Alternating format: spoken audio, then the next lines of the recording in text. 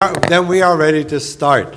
So my name is Andrew Fracknoy. I have the privilege of being the vice chair of the Board of Trustees of the SETI Institute, and I teach astronomy at nearby Foothill College. And it's a pleasure for me to welcome you to this session on kind of looking at forging a relationship between the very exciting results coming from the Kepler mission and the search for extraterrestrial intelligence. There are few things, I think, in current astronomy as exciting as the discovery of hundreds of planets orbiting other stars and our ability to characterize some of those planets in ways that even a few decades ago we would not have thought possible. So we have with us a number of distinguished panelists who will illuminate this topic. Our first speaker on my right, and I'm going to go and look at the little descriptions that they gave me. Doug Caldwell is a co-investigator on the Kepler mission and serves as instrument scientist. He's responsible for understanding and monitoring the performance of Kepler's single science instrument, the photometer. Doug has been working on transit searches since 1997. That makes him an old fossil in the field, before there even were transiting planets, or at least before we knew about them. That's Doug Caldwell. Next to Doug is Geoff Marcy. Geoff Marcy is one of the pioneers of planet hunting. He and his team found the first system of planets around another star, Upsilon Andromedae. They also found the first Saturn-sized planet, the first Neptune-sized planet, and the first transiting planets. He is also among the scientific leaders of the NASA Kepler mission and uses the large Keck telescopes in Hawaii to verify the planets found by Kepler and determine if they are rocky, gaseous, or weird, or maybe all of the above. All right. Seth Shostack, who probably needs no introduction to the SETI crowd, is on the SETI science team at the SETI Institute. He is a well-known author, host of the radio program Big Picture Science, columnist for the Huffington Post, and the public scientist for the SETI Institute. Seth is the person who most ably conveys the science that we do to the public. And lastly, Martin Still is director of the Kepler Guest Observer Office. He is also an astronomer with interests in a wide range of fields, not only exoplanets and what we learn about them, but also black holes, gamma ray bursts, binary stars that contain squozen objects, and other strange things in the universe. So I'm delighted to welcome the panel. And what we're going to do now is I'm going to ask each person on the panel to say a few words about this issue of the Kepler mission, what it does, how we're discovering planets elsewhere, and then in Seth's case about SETI and what the SETI mission is. And then we're going to look at how we can combine the work of Kepler with the mission of SETI. So let's begin with Doug. Okay. So I'll tell you, in case people don't know, I've been living under a rock for a while, what the Kepler mission is. It's an experimental band from Southern California. Oh wait, no, that's the other Kepler mission. They're in the back. And you probably heard them last night. The Kepler mission is a mission launched by NASA in 2009 to search for other planets. In particular, its main goal was to characterize or measure the frequency of planets that are in positions around their stars like the Earth so that they might be habitable. Prior to that, there were a number of known planets, many of them found by Geoff here, but we weren't getting down to the very smallest sort of Earth-sized planets, and so that's what the Kepler mission was designed to do. And it's conceptually it's very simple, which is why I like it, I can understand it. It's basically a digital camera in space that's taking the same picture over and over again for originally 3.5 and now hopefully 7.5 years of this set of something like 170,000 stars that we're actually looking at. There's several million stars in the field of view. We ignore most of them. And what we do is we take this picture, we actually take it every 6 seconds, but we bin them together for about 30 minutes. Then we save the stars that we're interested in, and every month we send that data down to the Earth and search for slight dimming in these stars as a small planet passes in front of the star as it's orbiting. So the Kepler mission is looking for transits. If you were lucky enough, hopefully lots of people got to see the transit of Venus last week, or 2 weeks ago, I guess now, 3 weeks ago. And if you missed it, you'll have to wait for 100 and some odd years to see the next pair. But it was very exciting, but it was I saw it without any real magnification or telescopes, and it sort of drove home how difficult the job Kepler's doing is, because it was hard to see with just your eyes. You could see it, but and Venus, because we're much closer to the Venus-Sun system, its projection was much bigger than what it would be if we were very far away. So it's even harder, and so that's the kind of thing Kepler's looking for. We don't resolve the star image, of course. We just measure the brightness, and if a planet goes in front of it, we can see it dim for a little while, and hopefully determine based on that we're actually seeing a planet. And I think I'll pass on to Geoff to talk about some of the results. I guess the one thing is Kepler's been operating in space for about 3 years now, and we just recently got a mission extension from NASA to operate another 4 years. So hopefully we'll be taking data successfully for about 7 years total, 7 or 8 years. That's right. I'm Geoff Marcy, and I'm really delighted to be here, and I'm amazed to see so many people here interested in SETI and also the planets being discovered by the Kepler Space Telescope. That the planets are offering us some remarkable news about the prospects of the abodes for life elsewhere in the universe.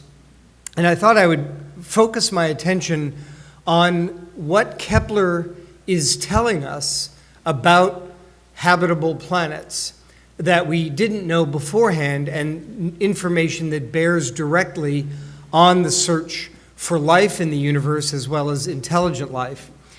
And it's very hard to know where to begin, because Kepler has found nearly 3,000 planets so far. We haven't verified all of them, but most of them are real planets. And among those 3,000 planets, we find some that are the size of Jupiter.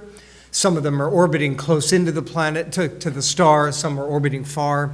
We find planets the size of Saturn, of Neptune, and then, quite amazingly, hundreds and hundreds of planets are being found by Kepler, as Doug described, that are the size nearly that of the Earth. Some of them are 1.5 times the size of the Earth, some of them twice the size of the Earth. Some of them are smaller than the Earth. We have something like 50 or so planets smaller than the Earth. And so we're beginning to discover with Kepler the full range, the diversity of planet sizes, and also orbital distances from the host star. And of course, orbital distance determines the temperature of the planet, especially when you fold in the greenhouse effect.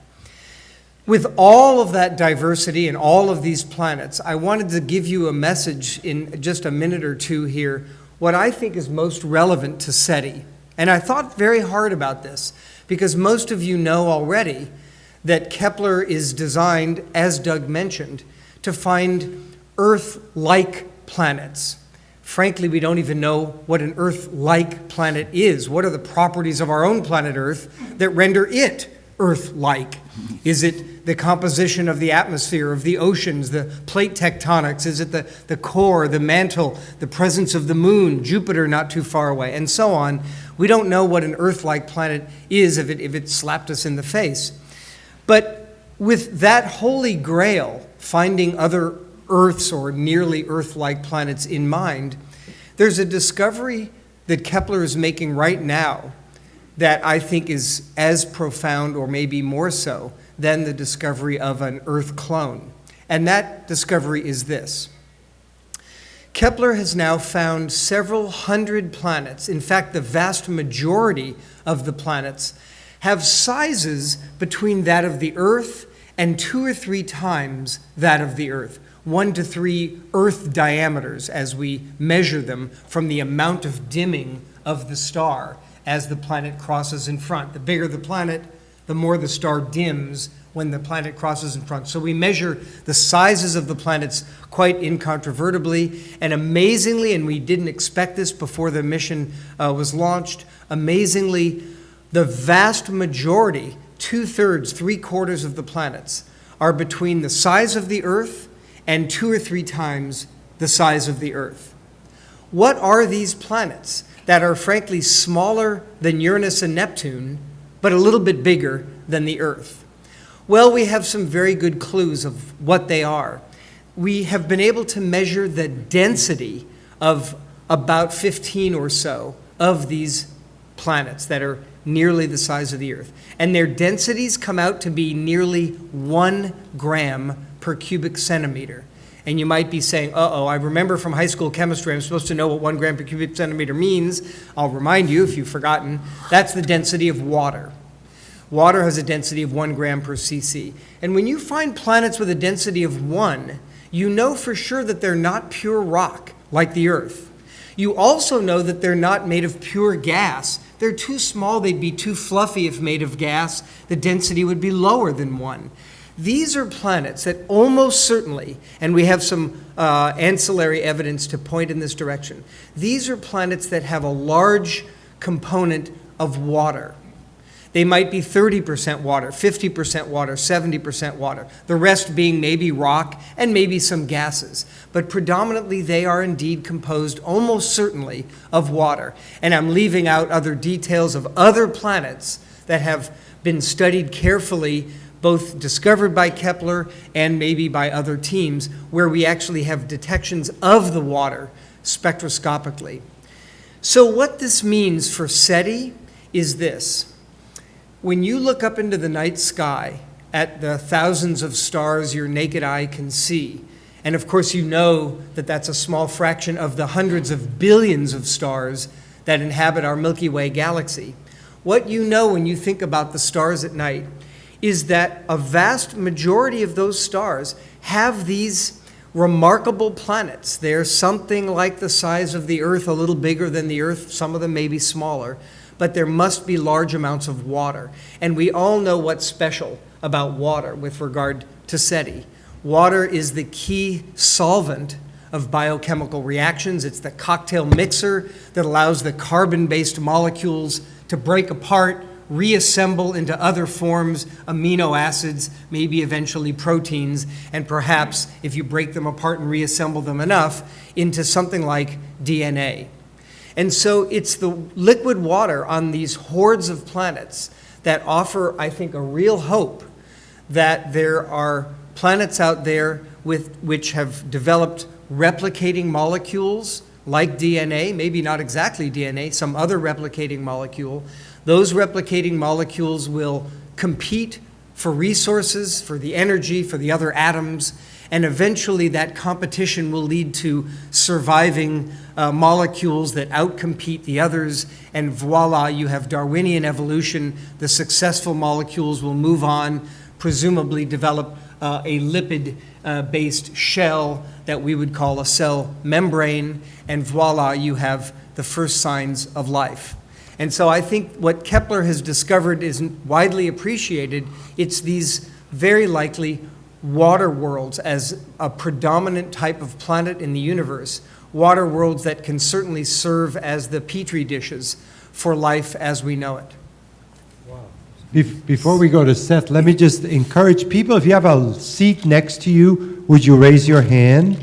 You have an empty seat. So people in the back, if you're just scouting out whether we're interesting, you can stay back. But if you actually want to sit down, there are seats available wherever you see a raised hand.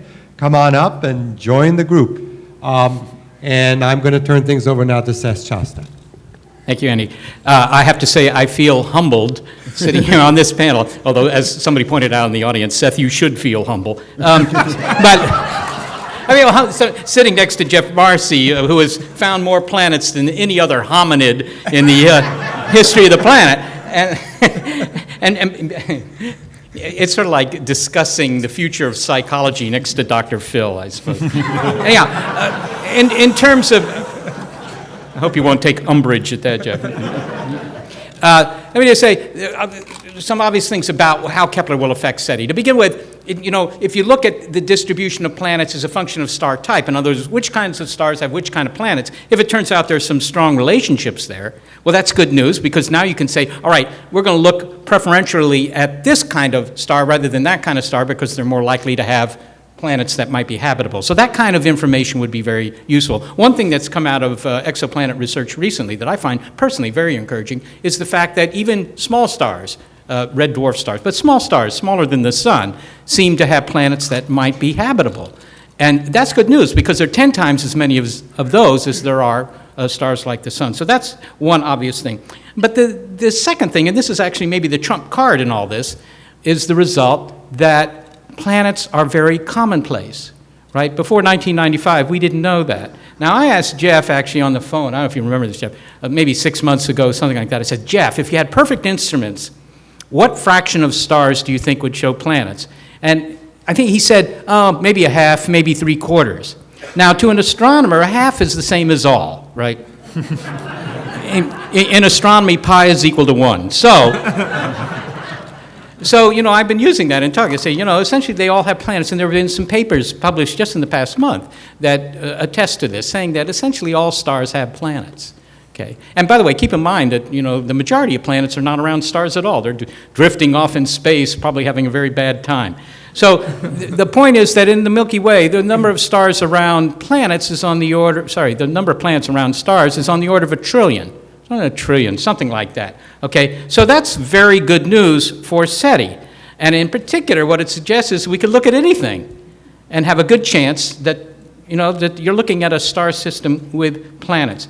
Now, the big question that Kepler has still not answered, and these guys will answer it, I don't know, Doug, within a couple of years, yeah, by 3:30. The question is, what fraction of star systems have planets that could indeed support intelligent life? And I don't think we know the answer to that yet. I don't know, the smart money, which is to say these guys, probably are saying something is probably be between 0.01% and a few percent or something in there. And if it's as much as, 0.1%, that still means 1 billion habitable worlds in the Milky Way. And you can think that all of them are sterile except this one, because you like to think you're the smartest things in the galaxy. My neighbors do. My brother does, for sure. But that would make you a miracle. And one thing that, of course, astronomers are very leery of are explanations that suggest that we're a miracle. So that's the number that still has to come out of the Kepler mission, but I think it's likely to be encouraging. So let me just finish up by saying, what will we do on the basis of Kepler results? Well, we're already doing something. The Allen Telescope Array is being used, as you sit through this, to look at the planetary candidates in the Kepler field. In other words, we know that those stars have most likely planets. They're not unconfirmed, but we think that they may have planets. Okay, so that's obviously a better deal than looking at a random star, but apparently it's not that much of a better deal. And since they're far away, it might actually not be that much better a deal. But we are doing that. But I think that the real influence of Kepler on SETI is not what we will learn, but what it will encourage us to do. Because the big problem with SETI is lack of funding. There's no money, okay? And Kepler is a very high-profile science project that everybody can understand, and it's producing dramatic results, and I think that seeps down to the public to the point where they say, if they found so many thousands of, of planets, implying that there are millions or billions of planets that could have life in our galaxy, why aren't we looking for signs of cosmic company?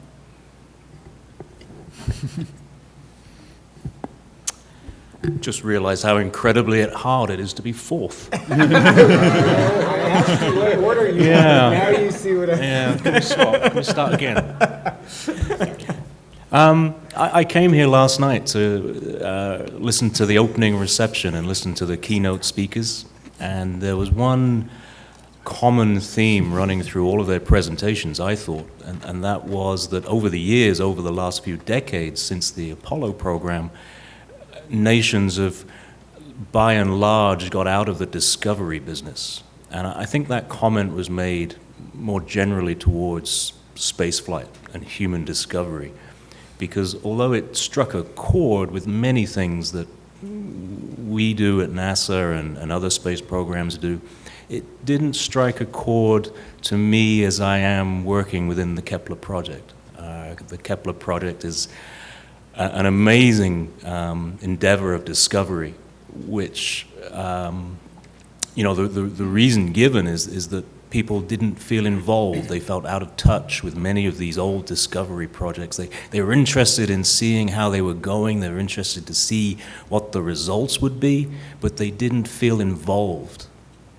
And I don't think that's true with Kepler. I think people feel involved. They're always listening for the new discoveries, the new announcements, the new spectacular planets, the new spectacular planetary systems, and the new enormous sample numbers which come out once every 6 to 12 months. Where I think this also doesn't apply to Kepler is, whether you know it or not, the data which is being collected by Kepler is also being archived. And while a lot of that is currently firewalled, you can't see a lot of the most recent stuff, by October of this year, there will be no more firewalls. Kepler is changing. It's growing from a young mission where we were extremely nervous about the quality of the data and the quality of the results. We now have much more confidence in the data that Kepler is producing, and we have much more confidence in pushing this stuff into the public arena as early as possible. So what this means is that anybody sitting down in this room can go to this archive now, and especially after October, and find their very own planet. You don't have to be sophisticated to do this. In fact, there's at least one website open already, which is called planethunters.org, where you can go and eyeball all of the individual Kepler light curves. And indeed, people from the public have identified new planets or planet candidates within the Kepler field. And I believe this is just going to get bigger and stronger as time goes by. There are many of you out there who are computer savvy. You know your way around a Mac or a laptop. You can write your own code. You can do your own searches. Kepler is getting more and more into the business of large samples. As we announce newer and newer unique objects, the smallest planet, the planets within the habitable zones, first Earth-sized planet, first rocky planet, first multi-planet system. We're actually running out of firsts. And these announcements are going to probably get fewer and fewer, in my opinion. And Kepler's going to be more about putting together samples of planets. How many planets are Earth-sized? How many planets are in the habitable zone? So the job of getting excited and finding individual planets is probably more in your domain now than it is in ours. So I think in a very short space of time, guys like yourselves will be contacting NASA or the Kepler project or SETI or anyone else and saying, hey, look what I found. And indeed, you may be the guys that find that first Earth-sized object in a habitable zone around another star. Well, thank you, thank you, panel. The first thing I'm going to do, but we will ask the panel to respond, and then we're going to open things up to your questions. But I would just like to make sure that we define the term habitable zone, so that people understand what that means and how it can differ from star system to star system. Who'd like to take that on? Habitable zone. I mean, the term is fairly old now. It's sometimes called Goldilocks zone, and if you've gone to any of the major sci-fi films that have been released in the last month, you may notice references to some of the Kepler planets and also the Goldilocks zone. It was traditionally that distance from the star, where if a planet were situated there, the surface temperatures would allow water to be not permanently frozen or permanently, boiled away into a gaseous state. The problem with that is they're twofold. One, of course, it depends a lot on the atmosphere. It'd be very cold here. You may think it is, but it would be very cold here if it weren't for the atmosphere, the greenhouse effect. So if you don't know anything about the atmosphere of the planet, you really can't say with a great deal of certainty what the temperature is. You can give some sort of limits. And the other thing, of course, is the discovery that there are 6 other worlds in our solar system that might have life life, could conceivably have life, and none of them really, maybe Mars, but none of them is really in the habitable zone, as defined by what I just told you. The moons of Jupiter, 3 of the moons of Jupiter, 2 of the moons of Saturn may have reservoirs of liquid water that are kept warm by processes that are not dependent on the sun. Okay, so habitable zone has become, kind of a fuzzy term. Is that fair enough to say? Okay, so now do the panelists have anything they want to add or amplify based on what the other panelists have said? I'll say something. Please. I want to reiterate something that Seth mentioned, which is really the heart of the effort to do SETI research, and that is, frankly, lack of funding. One hates to bring up the old difficulty and challenge of getting money, but we live in an amazing era. We have extraordinary technology to sample the universe for signals that might be coming from intelligent civilizations. Might be radio waves, ultraviolet light, visible light, infrared light. There are many other techniques available sampling those parts of the electromagnetic spectrum, and maybe even other ways with looking for neutrinos or some other exotic particles.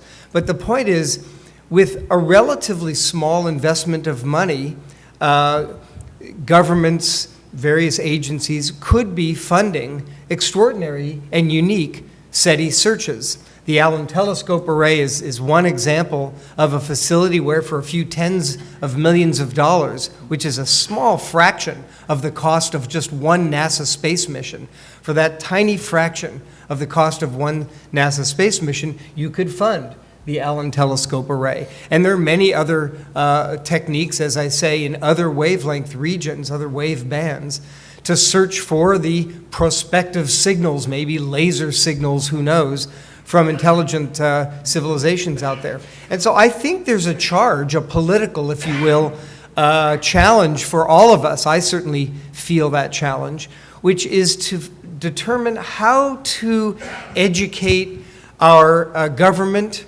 other governments, space agencies, members of Congress, literally the people in the White House, to adopt Kepler, as Seth mentioned, as the sort of stepping stone, the platform, now that we know the planets are out there, to do the next step. And obviously the next step is SETI, and it's relatively inexpensive. But essentially right now we have almost no money to do SETI work. You can count the number of millions of dollars for the whole world that's going towards SETI, on one hand. So somehow we all of us in this room and everybody at this meeting, we have a real agenda item, a take-home homework assignment, if you will, and that is to somehow communicate to our governments the need to do this next step. Anyone else on the panel wants to comment? Otherwise, we will throw things open to the floor. Mohammed, our exuberant volunteer, is going to walk around with a microphone because this is being taped for all those people who are not able to be here. We do ask you to wait until you get a microphone and then to speak into it clearly so we can record your question. And we have our first question in the back. Yes, thank you. Were scientists surprised to find gas giants so close to stars? We were shocked when the first one was found by the Swiss team led by Michel Mayor, 51 Peg B.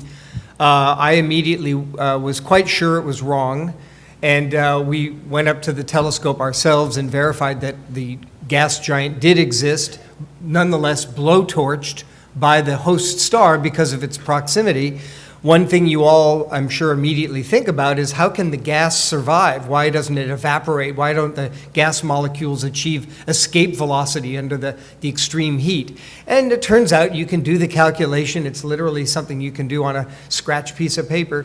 Gas giants survive perfectly well, despite being just a few stellar radii from the stars themselves. They're hot, they're 2,000 degrees Celsius, but the gas survives and the planet remains intact. I remember being in graduate school at the time and seeing this paper by Mayor and Kalo, and then this other one by some crazy guy, Marcy and Butler. I'm like, what? In grad school, you know everything. And I was like, there's no way, these people don't know what they're doing. And just as it went on, and all of a sudden, things more were found and more were found, it was really pretty eye-opening that it was a new thing. So. Who's got the microphone, please? Yeah. Art Sussman. A question about, I'm trying to wrap my head around this idea of a planet that's mostly water. So in my mind, clearly it can't be all liquid water. I'm wondering what kind of percentages or whether some of it's frozen, what your thoughts about what that kind of planet is actually like. And then related to that, I know there's been some speculation about whether it's possible to have a marine-based intelligent technological, we know intelligent, yes, but technological organism, because the way water interacts with, silicon chips, for example. Yep. So thoughts about those two things, what that kind of planet would be like, and life on an essentially a water planet. Technological life on a water planet. Shall I take a crack at this? Sure. So I'll start. So I have answers to both of your questions. What everybody here should keep in mind, it's really a beautiful concept. We know when you look at the periodic table of elements that there's a certain cosmic abundance of each one of those elements that pervades the universe. Hydrogen, helium, carbon, nitrogen, oxygen, iron, nickel, and so on. And it's true that the hydrogen and the helium are gases in the universe, even in protoplanetary disks. And so those gases can easily fly away, or they have to get gravitationally glommed onto a Jupiter somewhere. But what's left over are the following most common elements. Oxygen is the next most common. And then there's carbon and nitrogen and iron and nickel. And if you think about the hydrogen and the helium floating away because they're such light gases, what you're left with are the building blocks of our own planet Earth, namely silicon, iron, and nickel in the mantle and the core respectively, and certain amounts of the oxygen combined with the silicon so that we get silicates that makes up our mantle. The oxygen also combines with the hydrogen. So whatever oxygen you have, and it's the third most abundant element in the universe, it will glom on, that oxygen will glom onto the silicon, giving you silicates, of which the rocky part of the Earth is made, and the oxygen will glom onto whatever hydrogen is around to make H2O. And so actually it's very logical that the universe would have lots of planets, and moons, by the way, that are something like 50-50, water and rocky silicate material. It's just what you get when you dump the periodic table of elements into a beaker and mix them up. You get water and you get rock. And indeed, the outer half of our solar system consists of both planets and moons that are roughly 50-50, rock and water. So I think, in fact, the planets we're finding are sort of the logical kinds of planets with, a thick envelope of water. I've answered, that took a long time to answer that question, but I'll just quickly answer your other question. Water worlds that have something like 50% water will have these very thick oceans. And you might ask, could marine mammals of something like the marine mammals on the Earth develop intelligence? Obviously, the answer is likely to be yes, although remember the marine mammals on the Earth had to go to land first and then go back to the water. But I wouldn't be surprised if on a planet that had only water, you'd get pretty clever marine mammals. The tricky part with such a water world is developing technology. So when you talk about SETI, the I involves intelligence. And as Jill Tarter often points out, it's not just intelligence, because that can take a wide variety of forms. It's technology that really makes the difference. Only a technological civilization is one that we might be able to detect someday. So you might ask the question, on a water world with intelligent species living, swimming in that water world, would they be able to develop electronics, computers, and rocket ships? And there, I'm not sure. I don't know if anybody knows. There are some arguments that maybe on a water world, large platforms of seaweed would develop, and those platforms of seaweed would be miles long, and they would serve as the continents on which species could build on that dry platform the electronics and the computers and the rocket ships. But that's, of course, a little more speculative. Yeah, I think the problem is metallurgy. A large part of it is you need probably metallurgy to do technology. And I point out that Water Worlds didn't work out so well for Kevin Costner. No. All right, do we have another question? Yes. Yeah. You've spoken about Earth-like planets and that are rocky Earth-like planets. To what extent is Kepler able to analyze the atmospheres of those rocky Earth-like planets that you are talking about, being able to observe so far? Sure, I'll start. Kepler doesn't know anything about the atmosphere directly, and basically what we measure is the amount of light that got blocked by the star. So we measure the relative area of the disk of the planet and the star itself. So the first information we get doesn't tell us anything. What can let us infer some things is if we get additional measurements, like radial velocity that'll tell us the mass, we can start to get an average density of the planet. And then we can say, well, if it's a very low density, like Jupiter, then there is most certainly some gaseous atmosphere. If it's a very high density, it might not have it. Or if it's very close to its star, it might not have an atmosphere. So at that point, we're appealing to models and our understanding of what these planets could be made of. But we don't directly detect the atmosphere. We can just determine essentially the average density and whether or not it's likely that there is something. So just to argue with you briefly, Yes. that's almost true. Excellent.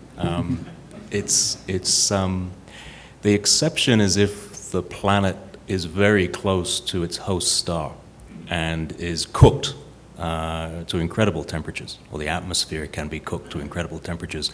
And there you see not only the transit of the planet in front of the star, but you see the occultation of the planet behind the star. It's that bright.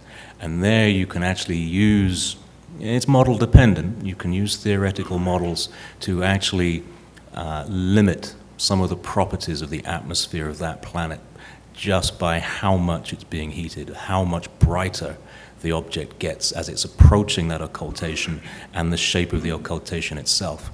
And that doesn't really help us in terms of civilizations and planets in the habitable zone, because these things do have to be close to their host stars, but that is the one exception that I can think of. Wasn't there a planet discovered recently where they were able to tell the dust? There was a plume of evaporated dust. Is that real or not real? We heard a lot in the media, so let's hear from the experts. I would hardly call myself an expert, but it's certainly one interpretation. And it is, of course, the most interesting interpretation. And we did get a lot of mileage out of that. But the question is still there. It's an open book right now. It's a plausible thing. Jeff, were you going to say something? No, about that? I agree completely. There was a Kepler planet that one particular group has suggested, one interpretation, as Martin said, is that it's an evaporating Mercury-like planet. And frankly, there are other interpretations, and people are working very hard to see if that interpretation is right or if others are better. Okay, good. Another question from the audience? What new theories are there about planet formations on the inner systems now that you find gas planets near the stars? New I theories better about do this one. Okay. Yeah, let me repeat the question, actually, and it's a beautiful question. So the question is, what is the theory, the theoretical understanding of how it is Jupiter-like planets end up so close to their host stars? Did I capture your question about right? Yes. Yeah. So this is an extremely hot topic. We had a theory for about 15 years, since 1995, and I won't mention it because I think it's wrong.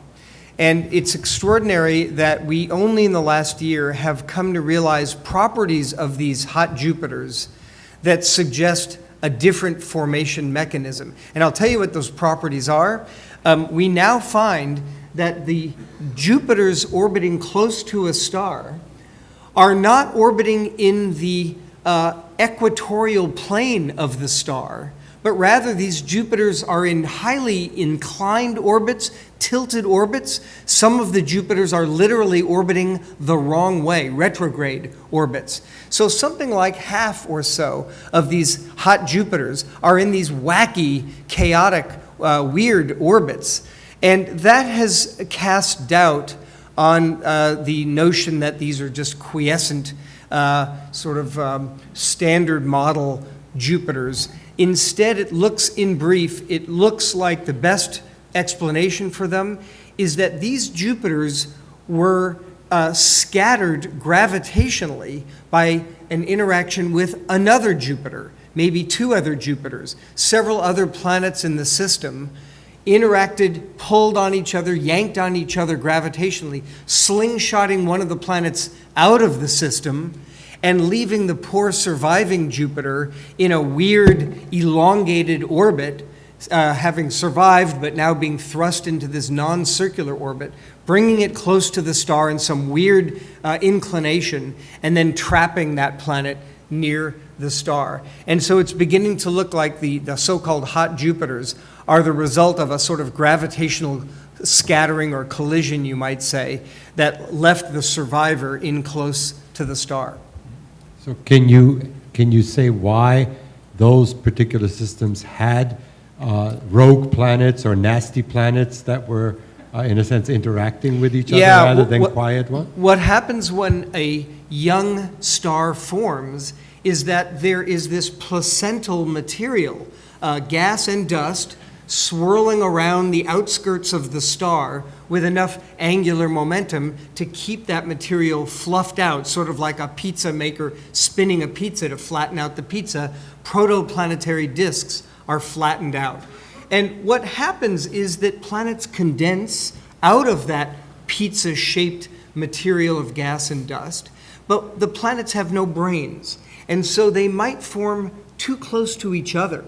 If you get one Jupiter forming close to a Saturn, they will orbit for a while in circular orbits, but sooner or later, the Jupiter will come too close to that Saturn. They'll slingshot each other, one of them scattered out of the system, and the other one thrust inward toward the star.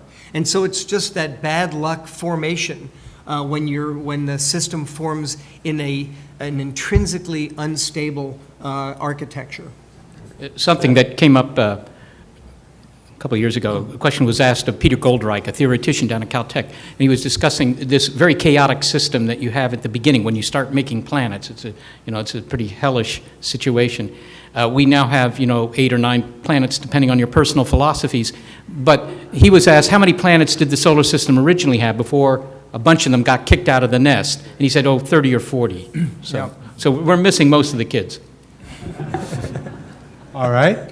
Hi. I have a quick question. When, for Doug, I think, when the data goes out into the public domain, do you anticipate that some of the people, including those here in Silicon Valley, would use Hadoop type of technology to attack the big data, or did you have other ideas about how that data might be manipulated?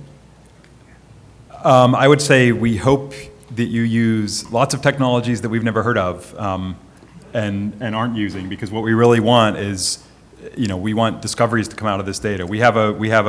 The project has an approach that we're using that we think is quite good for determining the frequency of planets, but we know, as Martin said, that it misses things, and we know that there are things in our data that our pipeline is tuned to find one thing and it doesn't do so well with this class of things. So I would say, we're certainly hoping to get as much participation as possible, and Martin wants to say more. Yeah, the additional comment there is that this isn't just stamp collecting. It's not just the pride and the joy of finding a new planet. Our pipeline is designed to find as many planets as possible over a very large statistical sample, and it misses stuff. And the important thing for us to understand is what it has missed, because only then can we do these calculations which Geoff has referred to, where we can infer the frequency of Earth-sized planets around stars. Yeah. And so the job that you guys will hopefully do over the next few years is not only great for you, and not only great for community science and public science, but it is critical to the success of the Kepler mission, and we need you guys to do it. Okay. That's why I mentioned big data. Thank you. Good. Mohammed, I'm going to encourage you to come a little more forward. You're sort of prejudiced in favor of the people in the back right now, so after that, come on forward. Hi. I was wondering if you could now put any kind of rough estimate on the fraction of star systems with planets so that I can write it on my T-shirt here. The F sub P number, basically, in the Drake equation. How many significant figures do you want? Yeah. I'll settle for one. I heard your question. I'm not sure you asked the question you meant to ask, Okay. but I'm going to answer your question and maybe extrapolate a tiny bit. Let me first repeat what Seth said, and I'll embellish it in an important way. We now know, based on not just the Kepler mission, but other detection techniques, that planets are essentially ubiquitous. But let me be a little more careful.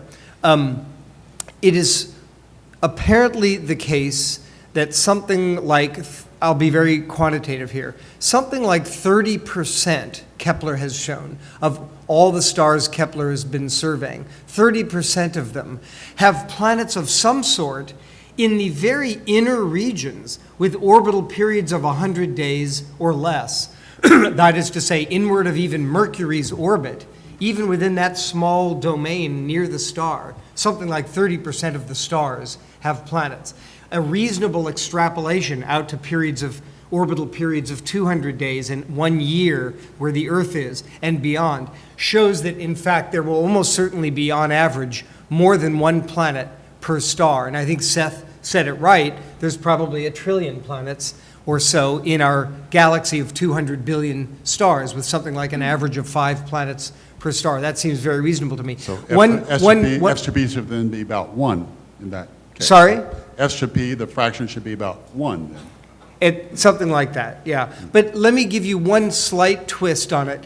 About half of the stars in the galaxy are binary stars. Of those, some of the binaries are relatively close pairs of stars. And if the two stars are close enough, that is to say something like an Earth-Sun distance or a Jupiter-Sun distance apart, if those two stars are too close to each other, they will gravitationally scatter the planets out of the system, even if it's lucky enough that the planets formed at all. So those binary stars that are close probably do not have planets. And that's why the real number is something more like 70 or 80% of the stars in the galaxy probably have planets. The remaining 20% are in close binary systems that are not suitable for planets. But Tatooine is possible, right? And in particular, we're finding more and more so-called circumbinary planets, planets in which they orbit the two stars. The two stars are orbiting so close that a planet can be outside them and orbit in a stable way.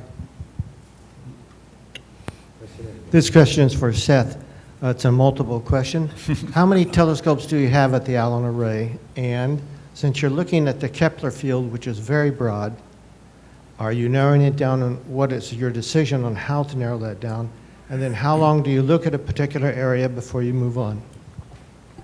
Yeah, well, I'm glad that Jill Tarter came into the talk back there. I think that's you, Jill, right? How many telescopes at the Allen Telescope Array? Well, I guess you should say one, but that's kind of insisting on a semantic point. The number of antennas is 42 at the moment. The design goal was 350. So we can go from 42 to 350 with your checks. So that point has been made. But in terms of, what we look at, the entire list is in there. Jill, correct me if I'm wrong on this, but the entire list is on there. And we look at any particular star system at any particular frequency. And one of the big advantages of the Allen Telescope Array is that it can look over a very wide range of radio frequencies. That's a kind of an experiment for SETI that is new, really. That is generally not done. But in any case, at any given spot on the dial, any given star system, typically you're talking about integration times of a few minutes. Okay, so ET has that window of opportunity. So, hi.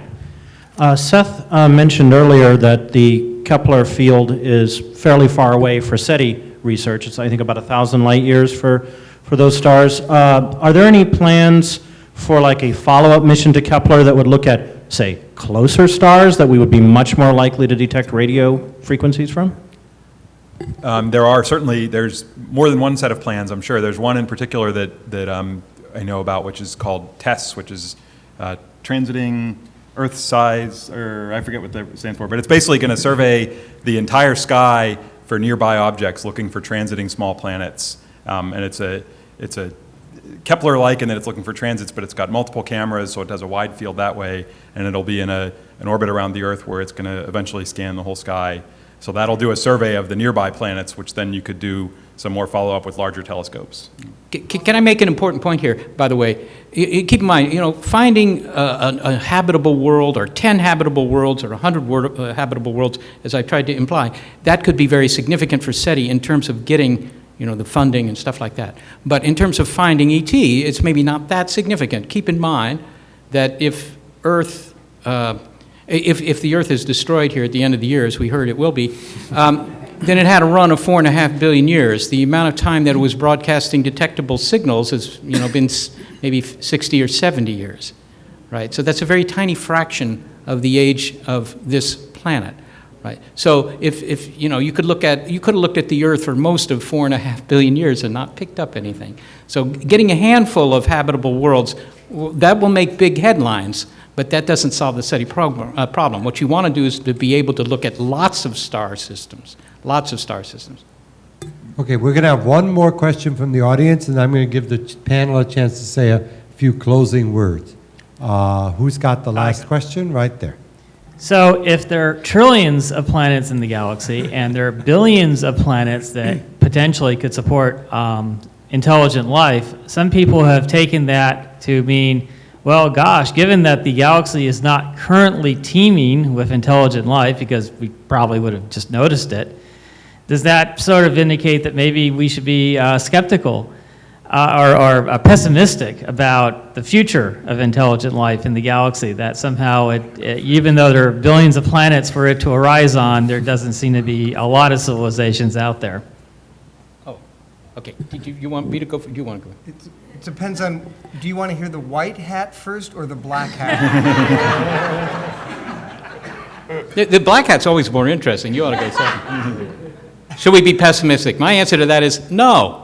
And for the reason that I just stated, right? The total number of star systems that have been looked at carefully is, a few thousand in a galaxy of a couple of 100 billion star systems. This is completely equivalent to you looking for megafauna in Africa that can pick up peanuts with their nose, right? Suppose you go to the west coast of Africa, you look at one city block of Africa, you say there are no pachyderms here. That's it, Bob, right? That would not be a very good experiment. That's what SETI has been able to do so far. But SETI is increasing in speed thanks to improvements in technology. So, hold on to your hat, but white or black.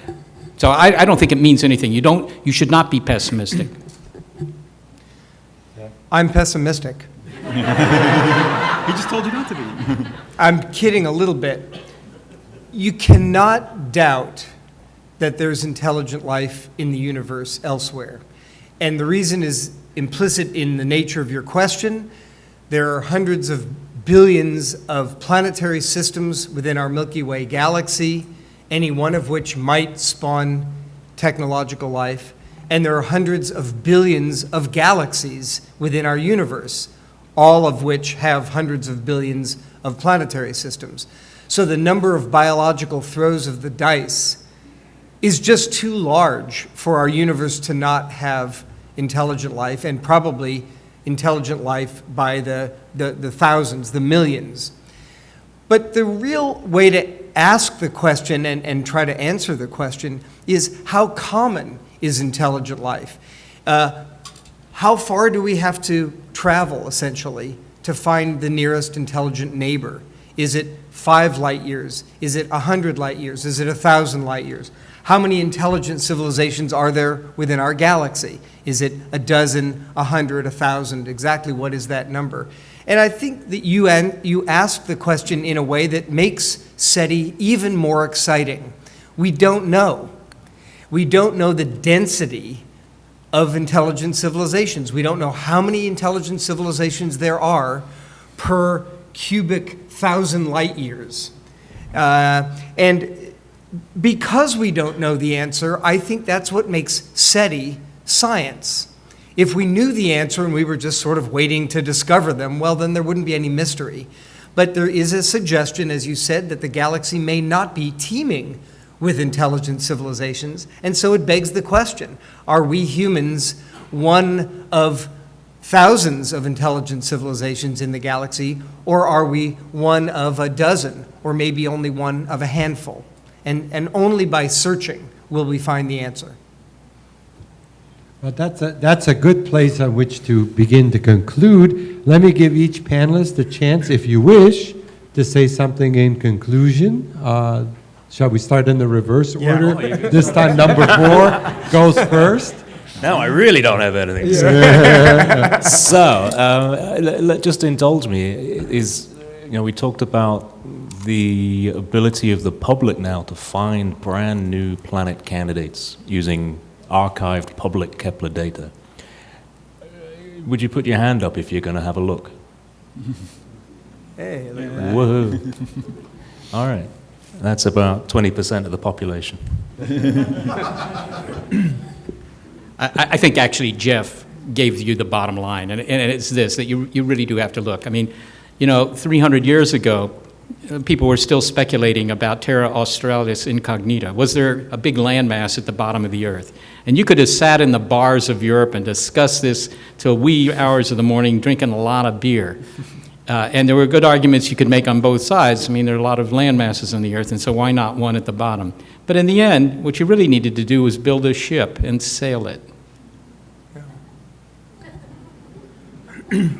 Well, I guess in my closing thought, I would say, in my quiet moments, I think about Tanzania and Ethiopia and East Africa in general, and to think that just 2 million years ago, blink of an eye in Earth history, we were living in the trees, and the Australopithecine somehow had the driver to amble out onto the East African savanna, take chances against the cheetahs and the wildebeest. And we've made it this far, now covering the Earth with our culture, our music, our art, our vision, and with remarkable technology. We've achieved something that I think we should all feel very proud of. It's an amazing species. We're scrambling. We're frankly not that smart. We make a lot of mistakes. But look how far we've come. And I think the real question, because of that remarkable achievement, the question of SETI is even more beautiful. We're really trying to find out if any other species out there had something like the success that we've had so far. Well, I'm not sure how I'll top any of this, so I won't even try. I'll basically want to get back to just the Kepler mission, and it's, as people have said, people have been speculating for hundreds or thousands of years about whether we're alone, whether there are innumerable worlds like ours. And a group of people, funded by a group of people like you through the US government, got together and designed an experiment that can answer that question. We're going to look and we're going to find out the answer. And it sort of gives me optimism that in spite of all what the craziness that's going on and everything in the government and wherever, we can still do this and we can do things like this. And I think SETI is another example. If we want to know if there's intelligent life, we can sit here and speculate and drink beer, and I'd be happy to do that with Seth. But if we want to know, we need to look. And it's with any other things. Do we want to know about the atmospheres of these planets? Well, we have to go and answer the question ourselves. So I think Kepler is a step in this process, but it's sort of an example that we can do things like this, and it's good, and it's encouraging. So I would like to suggest a last thought, which is that I've been teaching astronomy since 1973, and for most of that time we said, we don't know whether there are any planets out there. That's one of the unsolved mysteries of the universe. And it's remarkable for all of us to be alive at a time when we've made the step from not knowing about planets out there to actually not just knowing they are out there, but being able to characterize them as well as the panel has. In a way, I feel it's like being alive at a time when Columbus and Magellan and Captain Cook were finding all these new places, and you could go and hear them and find out what was being discovered at the very edge, at the very frontier of knowledge. So I'd like to thank our panelists for all the great work they do, for being part of the new frontier and spending a little time with us.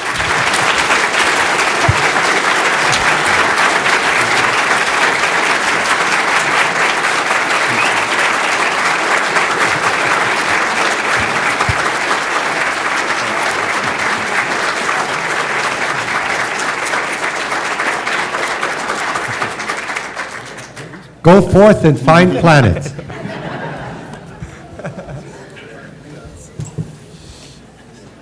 Good job, guys.